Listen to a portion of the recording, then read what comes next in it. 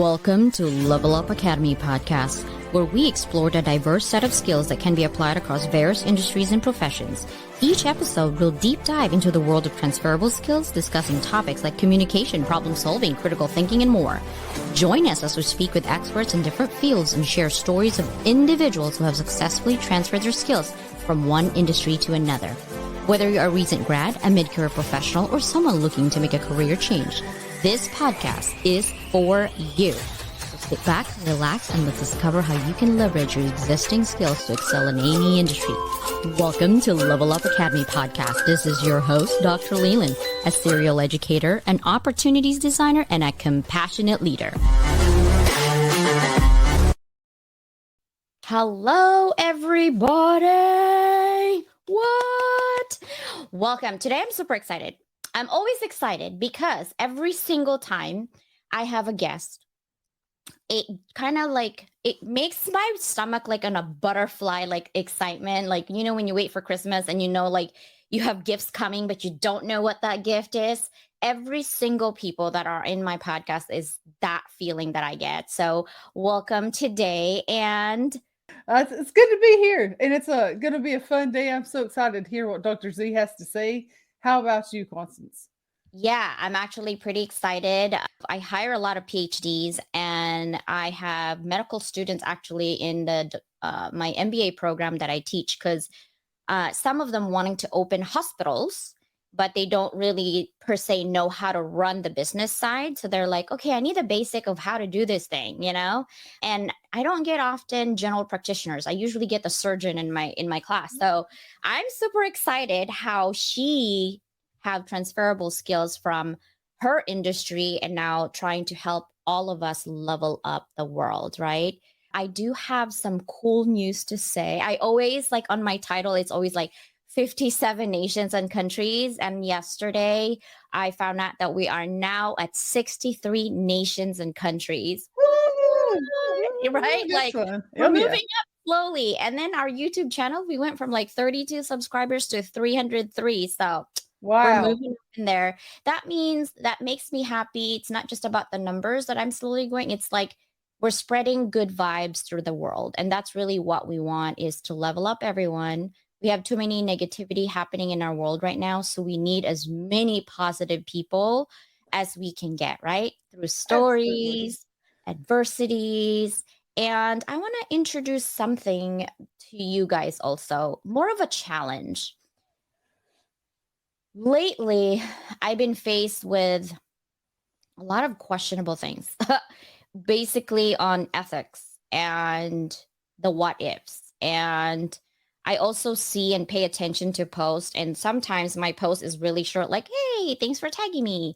And sometimes some posts just kind of knock on my heart. Mark, hi, brother. I wanted to give a little bit more explanation, because sometimes when you respond to a post, and depending on how you feel that moment, you either A, get offended, or B, wow, that's cool, right? That's really the two things. Right. And I don't want him to get offended that I don't agree. I agree to disagree at the same time. And I'm always respectful and always know that my response post is coming from my heart. When people say, oh, we can't make decisions based on emotions, I disagree. And I'm going to tell you why. First is, yes, you can't be too emotional to make decisions, like when you're angry or when you're sad or when you're mad. But today's world, we run into a lot of AI, right? All our manufacturing is automated. So if we go just by number, that just means to me that basically I'm no longer going to make decisions that I shouldn't be in LinkedIn because I don't have that many connections, because I'm not going to make a difference because my post impression is so low than most people. That's not how I see numbers. Like, yes, you can make numbers to make decisions for your business. I get it. Mm-hmm. But to me, it's like, if I don't like you, I don't care if you have 100 million followers.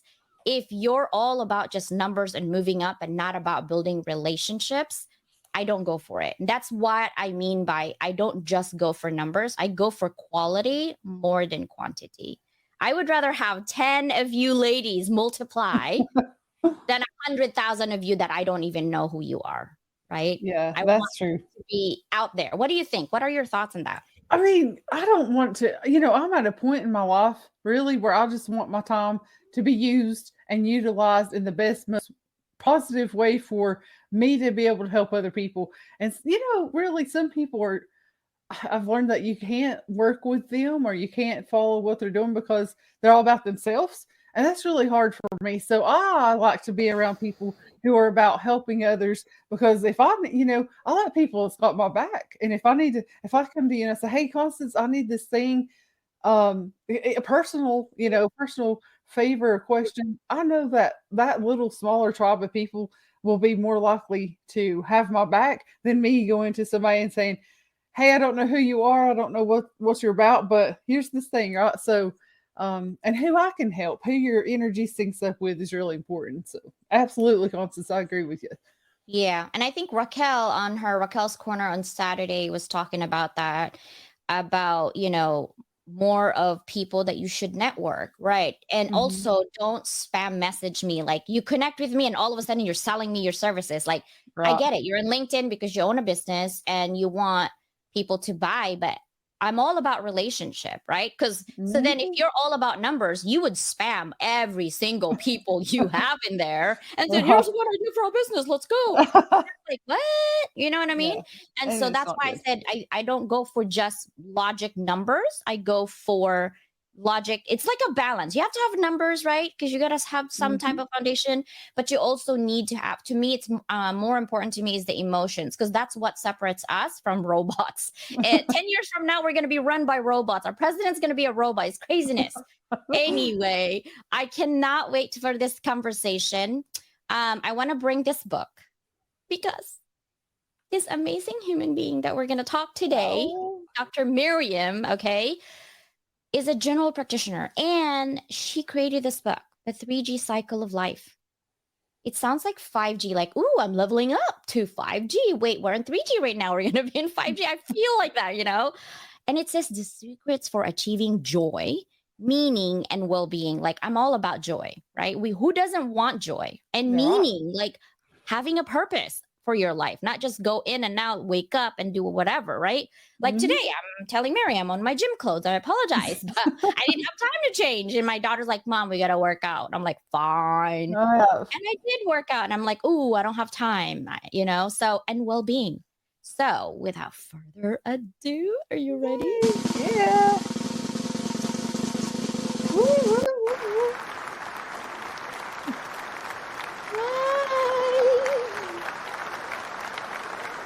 Ooh.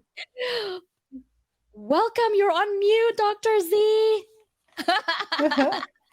I'm sure she was saying really beautiful things. I was saying, yes, I was saying, hello, lady. Thank you so much for having me. Yeah, we're so glad you're here. I am showing that I am not perfect, right? You are using your sport and clothes, and I am fighting with the mute button. So that's, showing facts, not Right? numbers. Technology. Like it's never perfect, but at least we know how to roll with it, right? It's like, oh, okay, whatever. Just put it out there. It doesn't matter. We're not perfect. We're not robots, right? That's what separates us for sure. Thank God. Yeah. Can you see me, sister? You're still showing LinkedIn user. I love you. She's in the Philippines. It is midnight, and I told her to go to bed and be a team replay. But no, she's here today. Yay! Thank Yeah, you. Oh my that's funny. God.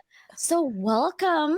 And thank you so much for being here and taking your busy time. We know that you're busy, but I wanted to highlight you because when we had a coffee chat, I was super impressed with what you're trying to do and how you're leveling up, right? Leveling up your community. And now we're leveling up the world with this conversation. I wanted to go back 20 years. Think back 20 years before and how you are today. Like, give us some juicy timeline there. What has happened? So funny, 20 years. I don't know why you picked that number, but it's a very significant, actually, it's a very significant number. That's the amount of years that I have like a physician. Those are the years that I have been practicing medicine. So it's a very interesting number. So 20 years ago, I was in Peru. I was almost recently graduated, trying to see what I will do with my life, where I will work, what specialty I will have. At that time, I remember that we were going through very challenging times in my home. My dad decided to. It's very interesting that this happened to my dad too.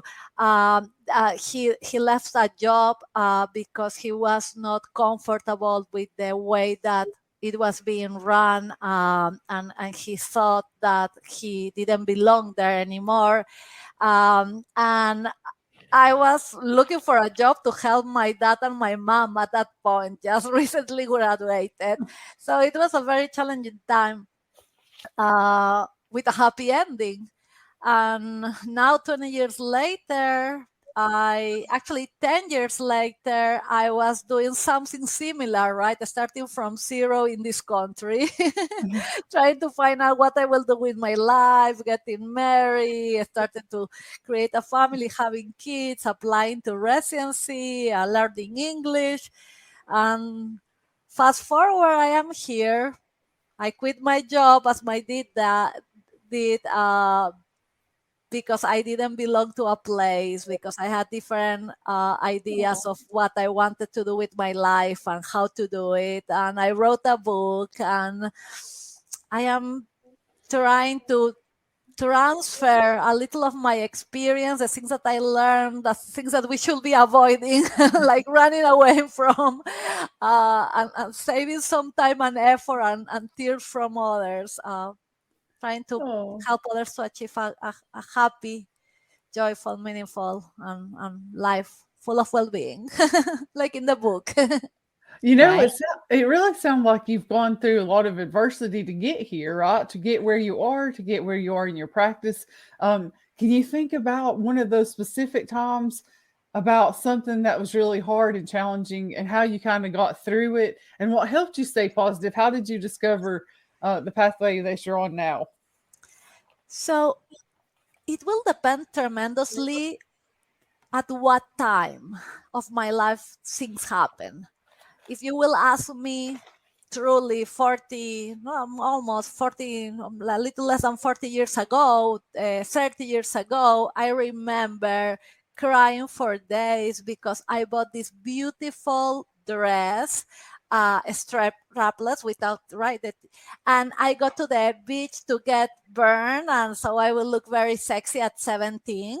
And it was the first time that I was going to a big dance for New Year with a guy that was older than me. I was very excited about that, and I got so red that I was not able to go back to the beach again, and I had these white marks and the dress.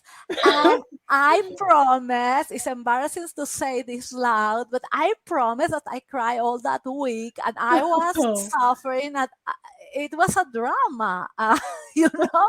And I ended going because my mom told me, you are not staying at home, so we use some makeup. And I mean, if you see the pictures, the lines are there.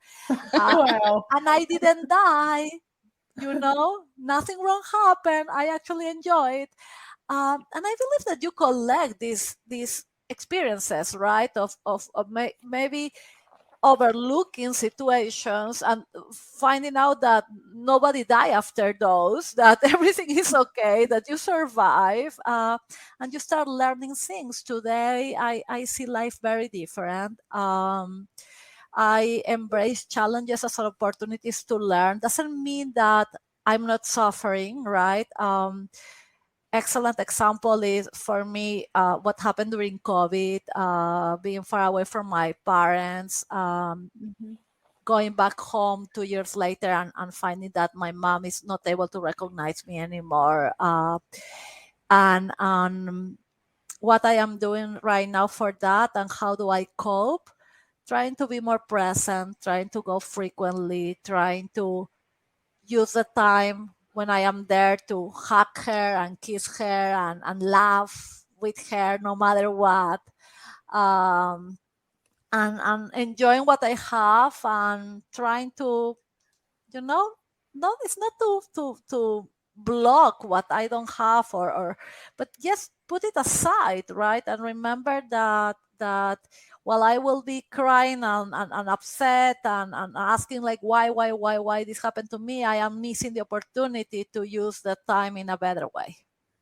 I love that. I love how actually it's all I'm listening to you, and it's like the mindset that you have learned to pivot from. One could see it as an adversity. You actually see it as an opportunity to enjoy life because you still have your mother today. While some people, and I see that you got a little emotional there because I could see that. And I love that because that's really your passion. I wanted to talk about your book, right? I'm sure it's about leadership and emphasizing the importance of like empathy and emotional intelligence. So, how have you applied these skills in your own leadership roles, both in medicine and, of course, in your current work? So let me tell you that I didn't hear the word emotional intelligence until probably 4 or 5 years ago, which is very embarrassing because I mean, a physician should be trained on that. Any human being graduating from school or high school should know what emotional intelligence is and why it is important. So for me, it was a big discovery. It was a humble opportunity also to understand that not for being a doctor, I was not a leader. For being a doctor, I was not necessarily a smart or a successful person. That one thing is your profession, which is important for sure, and completely other is your behavior in life and the way that you manage yourself in your personal and professional areas, right? And with the people that you are interacting. And that was something that opened my eyes to many things. I needed to learn, I needed to change many things, to close many gaps. And again, I embrace it. It was exciting. And what I changed really, and I believe that is the most important thing that I did, and the most difficult one, was to remove my mask and to show myself exactly the way I am. And it's not that I have been faking the, before. I don't think that I was a different person completely, but I was a person that was always trying to show that is strong, that nothing wrong is happening, nothing will affect me, everything will be okay. And that's not real. And that's very difficult to fake every day. And Right. causes a lot of stress. And, and to be sincere is a bad example, because what it causes is a lot of pressure in those that are surrounding you, in those that are working with you or learning from you. They feel like that's reality, that's the role model. I need to be like that person. Therefore, if I am feeling bad, if I am scared, if I fail in something, I am not as good as I am failing, I am doing something wrong. So at the moment that I started to be more vulnerable and more human, and I started to be more compassionate with myself and admit my gaps in a loud way, I believe that I became a better leader because I became a better role model, and I opened my heart to help others with more compassion, with more empathy, and without judgment. Wow. And is that what, just to piggyback on what you said, like the compassionate part and the helping without judgment. I feel like before we can help other people, we have to stop judging ourselves so harshly too. But it's kind of interesting all the studies you see about how people they'll judge themselves so much harder than other people. All right. So can you speak to that a little bit and some of your experiences a little bit about how you've helped people pull back from that to refocus the lens a little bit on what they can do to get past it? Can you speak a little bit more on that? Well, I am really a good and bad example for this. A good example, a good example because I will show all the negative things that I did. So for that, I mean, I am a good case. Uh, I have been the typical physician. Type A personality, super achiever. I was the worst boss I was ever it was possible to have.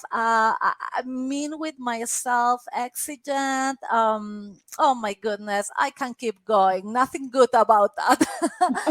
um, and I didn't know it, which is even worse, right? I didn't know that that was bad. I thought that pushing myself to taking myself to the edge, to don't sleep in 30 hours, was okay. I was proud of that. I will come and we will be competing. Like my friends will be like 30 hours away. We didn't leave the house.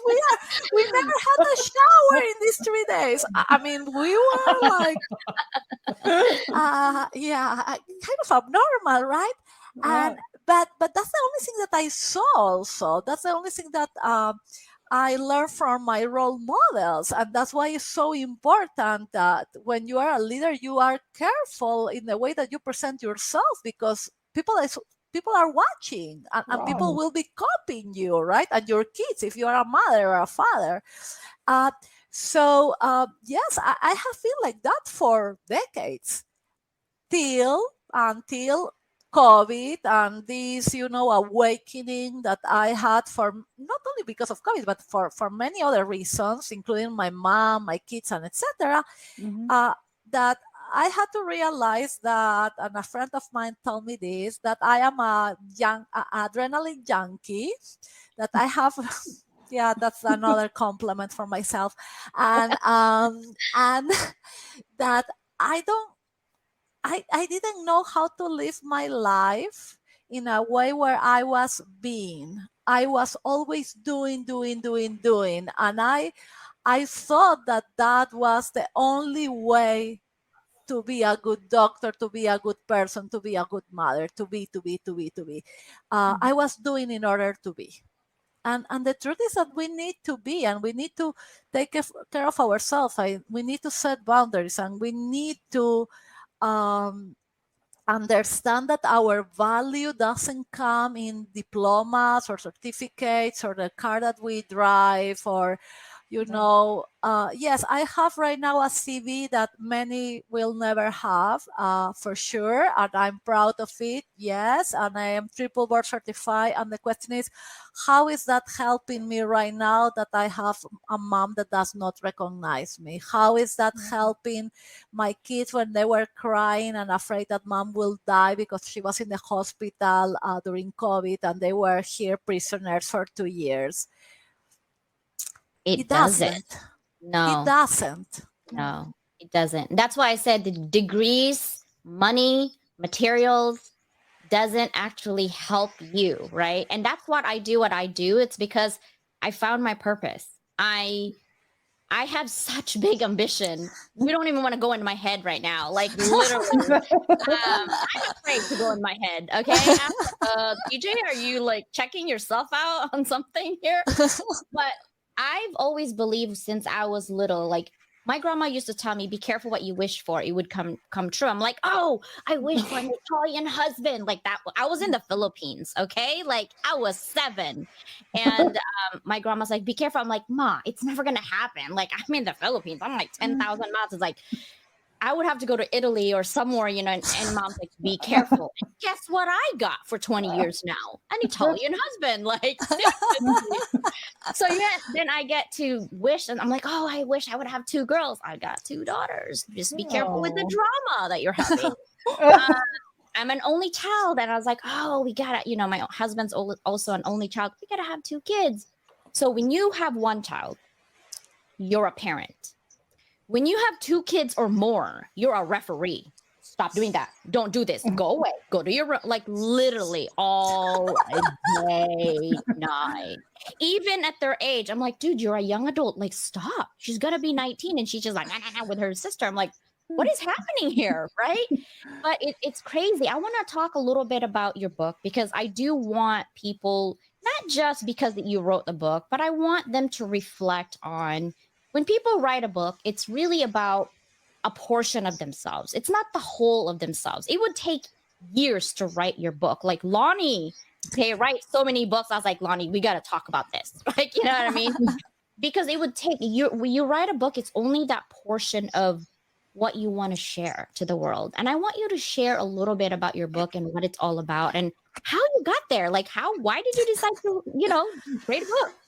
Nothing in my life has been, how I say this, done in the regular, typical way, right? And again, probably forcing me to be resilient. I didn't have a choice. I had to learn how to survive, because things will happen like that. The book came as a consequence of me being very upset with the healthcare system, with what was happening with COVID, with the level of abuse and discrimination that I was witnessing, not directly to me, but to others, that was making me so upset. And I feel like probably the last drop was learning about the level or the numbers of suicide that we were suffering in the US, 46,000 per year. Even before COVID, the numbers were not much better. And in the case of physicians, 400 physicians dying per year that we are aware of. And suddenly learning that kids in the age of my kids, between 6 and 10 years old, we have 500 of them dying by suicide yearly. That was, I mean, again, I know that numbers are just numbers. And in this case, it's even more valid, because one of these lives, right, especially when you talk about a kid, represents a complete family that is destroyed. And the statistics show that when someone dies, there are 150 people affected by that death. It's like there's a ripple effect. So we are talking about, such a level of drama, right, and trauma around these situations. And the biggest question is why? Why is this happening year after year, and why we don't see this on the news? Why we don't see this on TV? Why we don't see, I'm not talking about the deaths per se, but why we are not talking more about mental health, why we are not talking more about prevention, why we don't improve the healthcare system in a way that we have access to that, why we don't remove the idea of discrimination and biases and stigma to save lives. This is not a commodity. This is not, a cloth or a fashion. We are talking about the life of 46,000 individuals, parents, kids, friends, that at some moment they felt that they had nothing around, nobody around, that there was not a reason for them to be here, that they had so much pain, emotional or physical, that they were not able to continue being here, part of our community, our lives. And I asked myself, why? We can do much better. And I feel like at the moment that I saw in the news that one woman, physician with kids, took her life, I started to ask myself, when is my turn? What's the difference? She's almost my age. She's a smart lady like I am, right? I mean, we are both physicians, we are professionals, we are successful, we are married, we have kids. What's the difference? When will be my last drop? What will have to happen so I am her?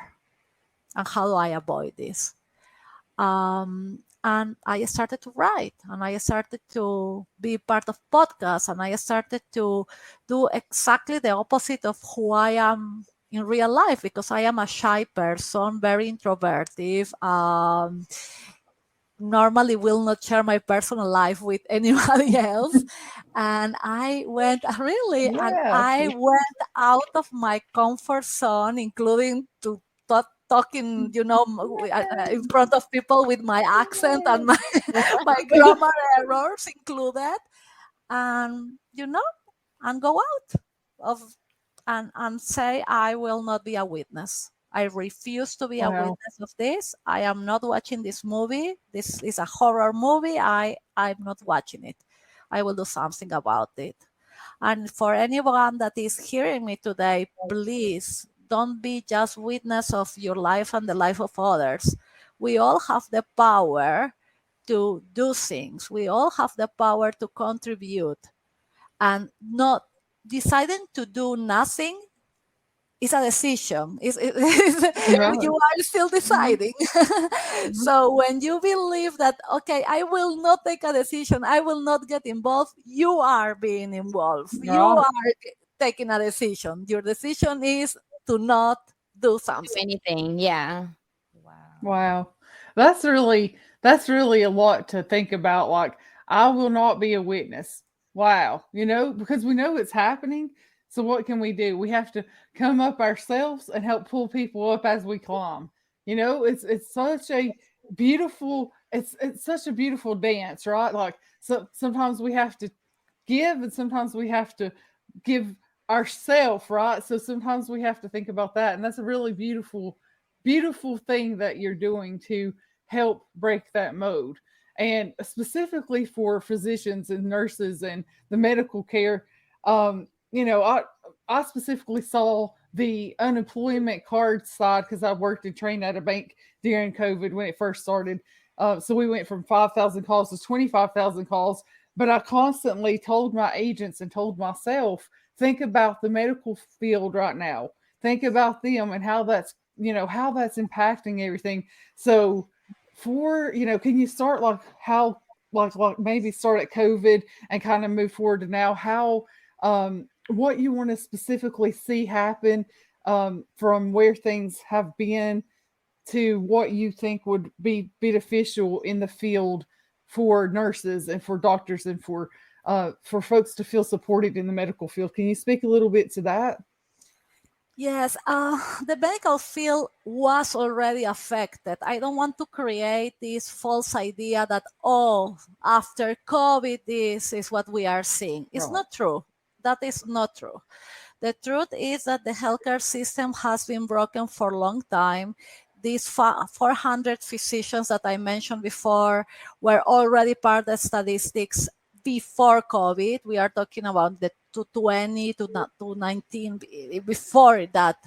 And the truth is that even we estimate the percentages of burnout and depression that right now are impossible to believe. Like 65% of physicians are admitting being burnout, and we have 60% of physicians admitting being depressed. From them, 30, half of them are clinically depressed.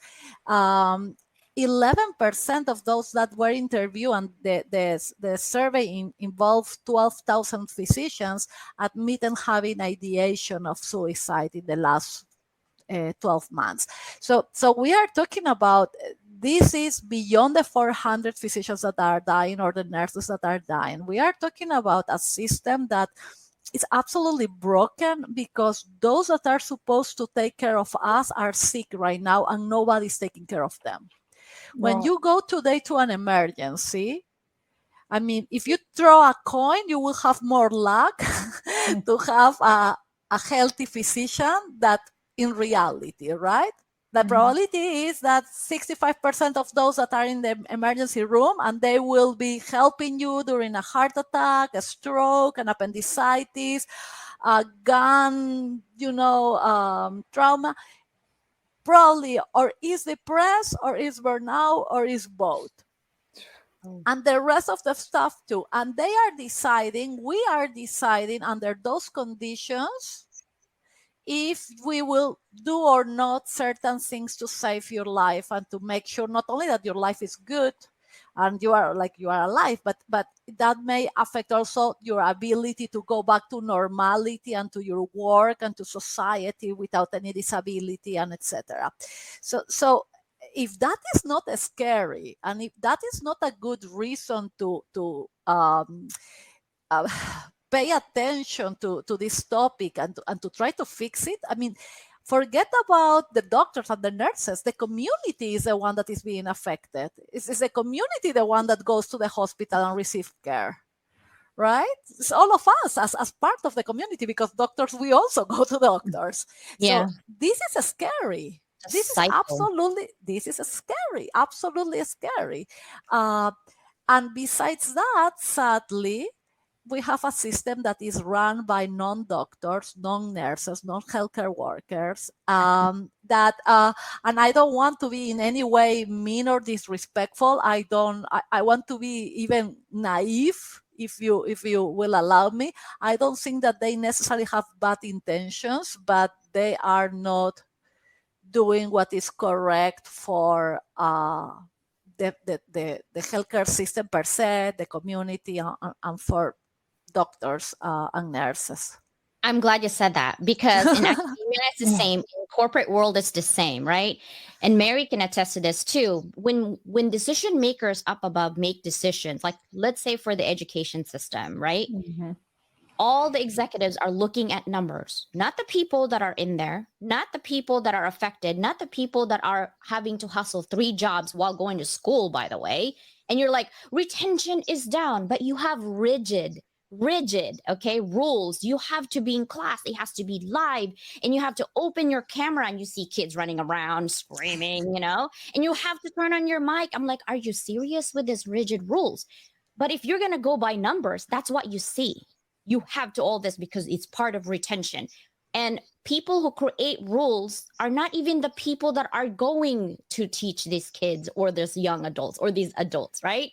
And that's why I appreciate so many colleges that I've been to as a dean, because I teach classes that I'm creating, because I can change them. And they're like, why do you teach? I'm like, I love to be with my students because I want to hear what their pains are. I want to hear what they want to change. That's how I can retain them. They're like, you're crazy. I'm like, I know, but still, this crazy idea will work. And that's how I retain my students. But that's like mind-boggling when people make changes and they don't even understand how the changes works. Or if you're in sales, right? And they basically tell you, oh, by the way, you need to change these numbers. I'm like, have you seen that we're on recession right now? Like, people can't afford your luxury items for $500,000. Mm-hmm. Like, are you with me? You know what I mean? Like, that lack of reality, right? It's a parallel world. Absolutely. It breaks my heart and breaks my mind, because again, I don't think that this is necessarily bad intention, but the priority numbers are empty. Especially when you talk, and I'm glad that you are bringing education. I have so much respect for the teachers. I mean, when I saw them doing this couple of years of teleeducation, I mean, my complete respect for them. And my sister is a counselor in a school, and what she's seeing today with small kids and with teachers, it's heartbreaking. It's really another broken system in so many levels. Yeah, and that's again the problem. We need to go back to see humans as humans, not as numbers, not as machines. We need to bring humanity to the systems, and we need to understand that right now, trying to go back to what we had before is not only impossible, but it's incorrect. We are not as a society who we were before COVID. We are. I hope we are not. I hope we learn something after all this suffering and after all this confrontation of ourselves with reality. Something needs to change, and needs to change ASAP, like now, yesterday. I wanted to also address you being introvert, because I was shocked when you said it. I'm like, no, you're not. There's no way. And then you're like, I don't know about my accent. I'm like, no, I love Mary because of her accent. Like, when I get mad, I will be speaking languages. I have no idea how it came in my head. I used to speak Old Latin. I know it's a dead language, but my grandmother is Castilian, which is from Spain. And so she only speaks Old Latin, and Visaya, but she lives in the Philippines. But anyway, it's complicated. So when I get mad, my husband's like, "What language was that?" I was like, "I don't know. It just came out. Like, I'm glad you didn't understand it." You know what I mean? It's really bad. But he sees my face, so I love accents. Like, I think that's sexy. Like, to me, accents is like really cool. I don't know. I've been weird, but yeah. Before we end, sorry, Constance. Do you mind? Where were you from before you came? Me? No, well, you both could tell me because I think you both have such an awesome accent. Well, I am Peruvian. I am a Latin girl, you know. Oh,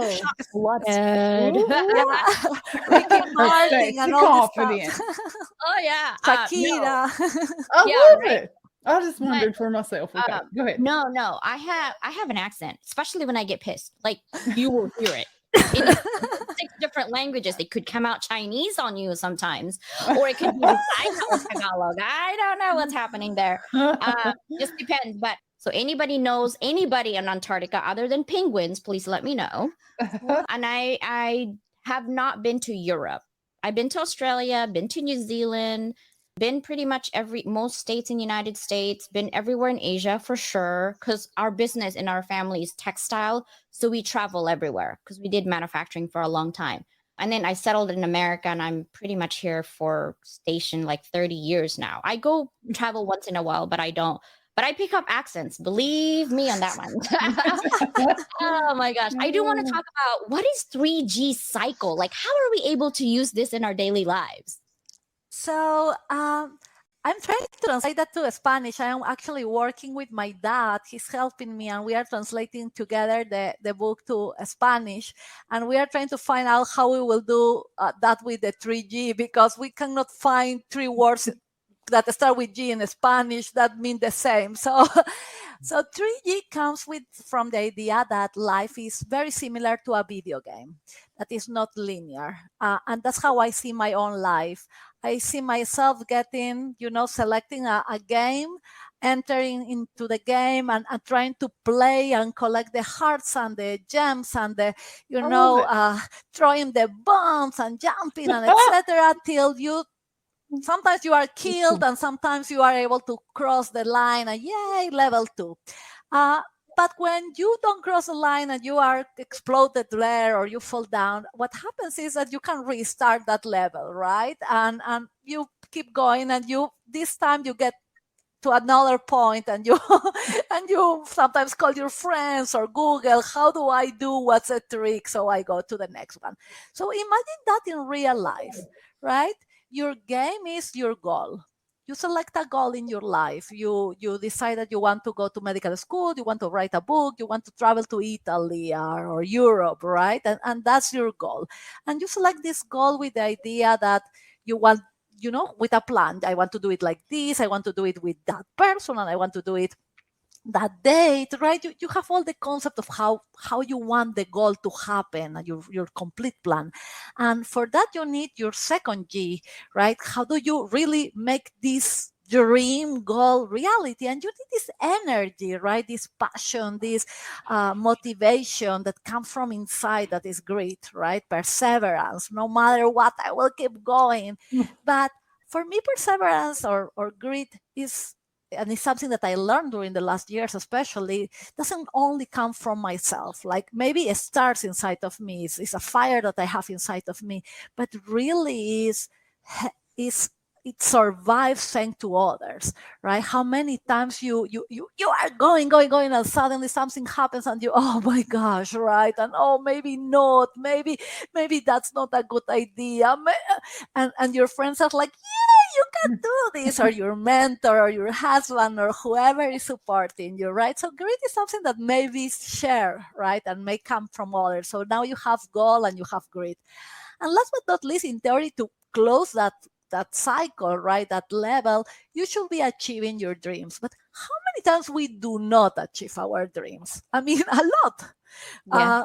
And sometimes it's just because you change your mind, right? You wanted to be a psychologist and you find out that you like more medicine and you just change careers, or you wanted the Ferrari when you were young and now you have 4 kids and you need to have them inside of your van because the Ferrari, you don't want it to get dirty with your bicycles and the food, right? So, and there are pertinent, appropriate changes, right? That they don't represent failure. Sometimes you achieve the goal, which is great and yay. And sometimes you try a few times and you get it, right? Because you get smarter and you learn the tricks. But sometimes you go in this loop, right? Without a happy ending, and you don't know when to recognize that you need to stop.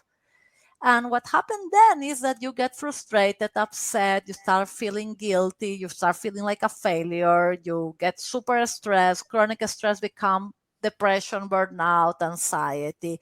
And it's not crazy to think that the end will be a negative and it may even include suicide. So for me, what happens during this cycle that replace really goal as an outcome is growth. Because if you allow yourself to learn from the good things that are happening during the cycle and from the bad things, right? Negative things, these things that we say, oh no, this happened to me. Now what? Now be creative. Now ask for help. Now find another way. Now evaluate if you want it. In a podcast. Now I am.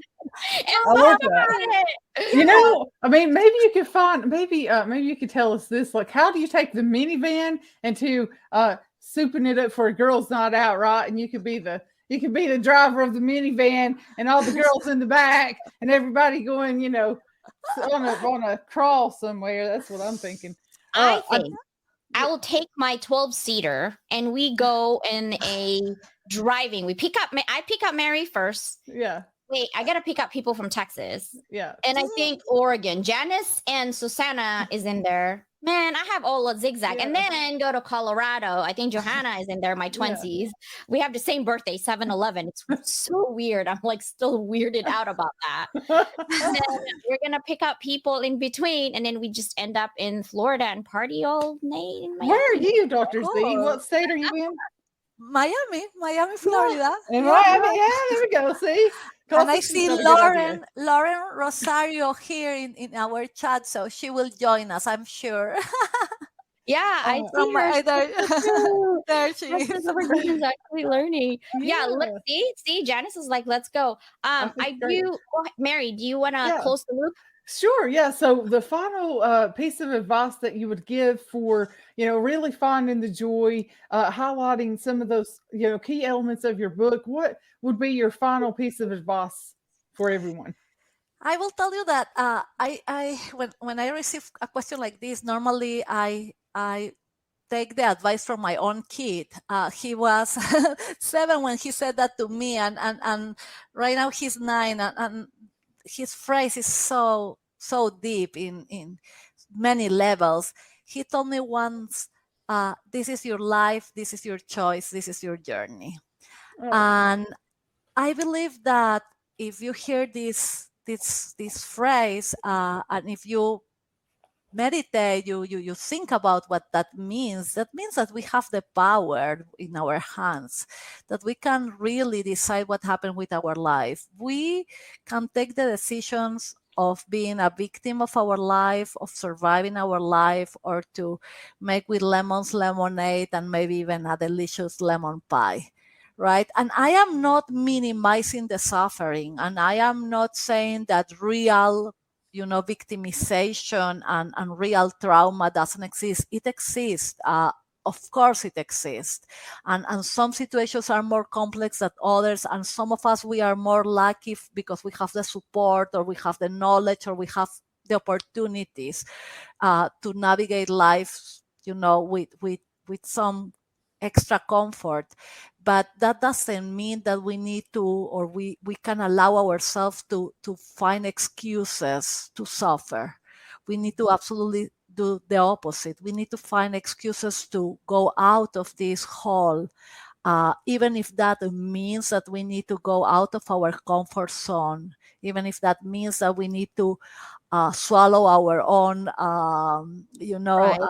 pride. Thank you, pride, and go and ask for help, and we admit our gaps and we admit our fears, because at the end, life is. I mean, until someone proves different, we have just one life, and we know when it starts, and we have no idea when it ends. Could be tonight, Yeah. right? So, or we live it fully and we are proud of everything that we are doing every day and we are intentional when we are living it, or Right. Yeah. or what are we doing? We're just sitting here waiting to end. It's some Beautiful. people do that. And I that's what I always tell people, like, I think I start living in 2011 when I almost died.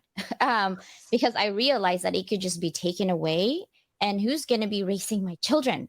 You know what I mean? I'm like, oh, I don't know if I can. I'll come back as a ghost and ghost my kids, and they're like, Mom, that doesn't work. I'm like, I'm just saying. I mean, we got Buddhists in our family, we got Christian, we got Catholic, all this other religion. I'm like, they have some type of, like, especially in the Chinese community, like where my family is very, we have a lot of traditions and culture and a lot of things. And I'm like, see, we can have those, and the dragon will, and my kids are so confused at this point. They're like, Mom, I don't know what you're talking about. And their dad's like, your mom is just weird. I'm like, yeah, I'm just weird. I'm sorry. Like, Weird is awesome. Embrace weirdness. okay. I love it. Yeah, I'm just really, well, I'm thankful. And I know Mary and I are very thankful for you coming in today. We Thank you. truly appreciate you. I love the different perspective that you provided. And although the alarming and disheartening statistics out there, I'm super glad that it takes only one person to recognize the problem and try to have a ripple effect of positive vibes. And I'm glad that you're doing it. I want to say that I believe that it's not only me. I believe that there Oh, are yeah. many like me, and much better than me. And this will take a community, and this will take kindness, and this will take compassion, and some tears probably too. Yeah. But this is our community, this is our world, and for those that are parents or grandparents, this is what we are leaving to our kids, and we have a responsibility. This is not just that let someone to fix it. We are someone. Yep. We need to fix it. Yeah. Yep. And all Absolutely. 63 nations are listening to this conversation. Thank goodness. That's what I love about my podcast. I'm like, oh, yes, it's not just on LinkedIn or Facebook or on Instagram or whatever. It is on 63 nations, and I'm growing. And I love it because Awesome. I'm looking for people that basically through their adversity, we learn from it. And I see so much heart, passion, compassion, and fun in there. I cannot believe you're introvert. Like, seriously. No, we're I gonna am. we're Based gonna on tests, I have proof. Yeah, I took my test. I am introvert. I Well, just want to do something extra, if you don't mind, Yeah, go for it. knowing that this goes to other places. So, saludos a la gente que habla español. El libro está viniendo pronto en español también. Y esta es tu vida, este es tu camino, esta es tu decisión. So, vívela con amor y con felicidad. Oh, Woo! Puerto that's Rico is awesome. on my list, so they will listen to you. They are on there. One of these days, I'm gonna share which country that I'm in, because it's a lot. So 63. sweet. I'm like, wait, which nations is this? We just added, I think, Iraq and Iran, and I was surprised that there's people in there in these beautiful places. I'm always in Google Earth. I'm like, where is this place? Oh, this is a beautiful place. Wait, where is this? Whoa, there's somebody in there. I get so excited. So thank you so much, Raquel. Look out. Lauren said she's in Miami. So we're coming to Lauren at the end. Saludos. And Raquel. Oh, Wait, whoops. what's Sorry, go Raquel ahead. say? Spanish, gracias, doctora. Felicidades. Oh, muchas gracias. Bienvenidos. And I'm not even going to try Spanish. Y'all don't want to hear my redneck Spanish. You don't want to hear that. Rolling your R's, Mary. Roll La, your la, la, la, la, la. I Yeah. love it though. I love to hear it all day long. Don't make me talk Spanish, Dr. Leland. I can't do it. We used to have a house in Cancun for summer, and I had this like my husband's not here. Okay. I had this cute guy and he taught Do me. you know that this is recorded? Yeah, Just, that's just to okay. He's not clarify, listening to this he one. can watch this. Just, Oh my I'm God. preventing And it's drama. I can edit this part. But he was like teaching me Spanish and I was motivated to learn Spanish, let me tell you. I'm sure. My mom's like, wait, you're supposed to only be there 3 days. What do you mean 2 weeks? I'm like, I really need to learn Spanish, Mom. I live in SoCal. Oh my gosh! So I'm gonna say that since you said this. So one of my best friends now is actually from. When you, well, that's why I want to know where you're from, because his in Spain, he tells me like he's 9 miles from Africa when he goes home. So he's a high school Spanish teacher in America, right? Like not far from where I live. And we actually met on Meetup. And the reason I reached out to him and said hello is in his picture. It was like a guy with these giant peppers in the background, like stuffed big giant pepper costume guys. And I was like, this person's weird. I'm going to see what's up with him. And we talk all the time. And so when you started speaking, I was going to tell you this after, but it came up. So when you started talking, I was like, yes, I like my friend Danny. I was like, oh, that's my friend Danny. So that's really cool. Anyway. All right, Constance, you want to the love of the wonderful thing about diversity, right? The awesome thing about diversity and inclusion and having the opportunity to talk with people around the world and to learn from others and to share with others. This is amazing. The biggest opportunity of growing and learning, right? And closing gaps and opening opportunities is exactly that, like to sharing and to embracing who we are, right? To being ourselves and embracing our culture. Yeah. Check awesome. out Lauren. She's like, enhorabuena. Woohoo! Oh yeah, she's a spectacular. I need to introduce you with her. She's I don't even know amazing. her. I'm like, Lauren, what's up? I know. I'm sorry. And I saw Catherine also that I mentioned to you. She wrote a beautiful book for kids, so she has here too. I saw her saying hello too. So thank you so much to everybody that joined us, Raquel. Yeah, definitely. The whole hounds is here. Mike is missing. Where are you? And Sia, they're probably busy somewhere else doing some sushi that Sia didn't want to eat for sure. He's a spectacular, such a nice guy. Yeah. Well, thank you so much for being here today. You have a fantastic day. And again, thank you so much for your time. We couldn't have better conversations than this for sure, right? Thank you to both of you. You ladies are wonderful, and you are bringing so much to the community. And I love the term "level up." Means so much. So I believe that you represent level up right now. Level up. That's it. All right. Have a wonderful day. Bye, everyone. Bye. Bye.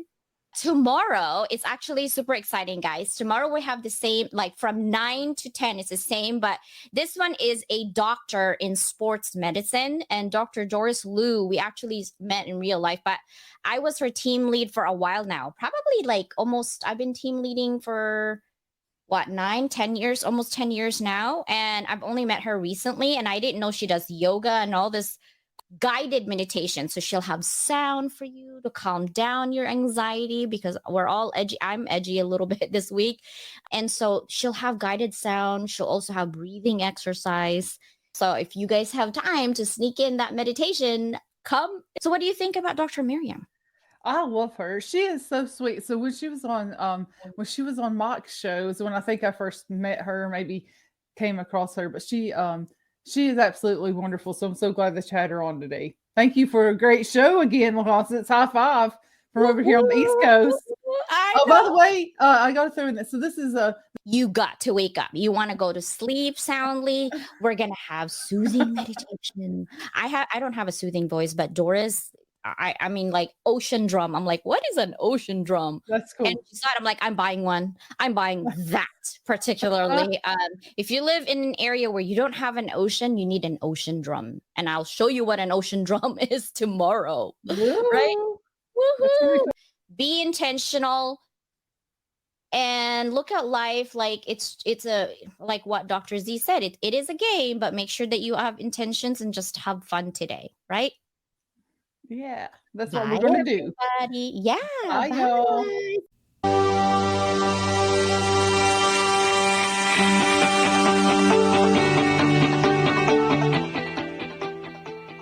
Thank you for listening to my podcast. This is Dr. Leland, your host.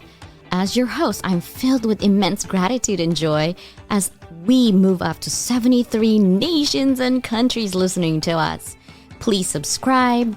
Go ahead and provide feedback at lualevelupbydocleland.com. And thank you again for your unwavering support, kind words, and dedicated listenership have truly touched my heart and inspired me to continue creating content that resonates with you. When I embarked on this podcasting journey, I never could have imagined the incredible community that would be formed around it. Each episode is crafted with passion, aiming to entertain, educate, and uplift. And your presence as listeners breathes life into every word spoken and story shared. Thank you for allowing me to be part of your day, your commute, your workout, or your quiet moments of reflection. Thank you for lending me your ears and your time. Your engagement, feedback, and reviews have been invaluable in shaping the directions of this podcast, and I'm excited to keep evolving and growing with you. I also wanted to announce that I have a global summit on October 12, 13, and 14, and I am looking for speakers. Please go to Level Up with DOC, levelupwithdoc.com for more information and click Global Summit. Have a fantastic day, night, or afternoon. Signing off, this is Dr. Leland.